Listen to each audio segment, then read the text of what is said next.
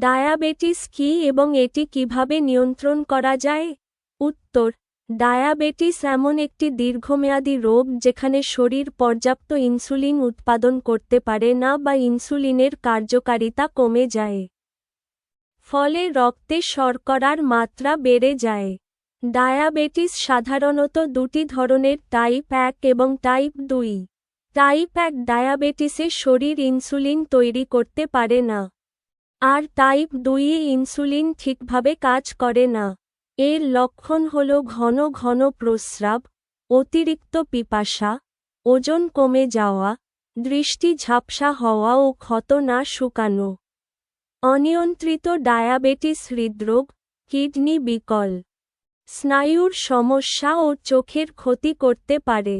নিয়মিত রক্তে গ্লুকোজ পরিমাপ, পরিমিত খাদ্যাভ্যাস, নিয়মিত ব্যায়াম, পর্যাপ্ত ঘুম এবং চিকিৎসকের পরামর্শ অনুযায়ী ওষুধ গ্রহণ ডায়াবেটিস নিয়ন্ত্রণে সাহায্য করে। মিষ্টি ও তৈলাক্ত খাবার কম খাওয়া এবং মানসিক চাপ এড়ানোও জরুরি। সচেতন জীবনধারাই ডায়াবেটিস প্রতিরোধের মূল উপায়।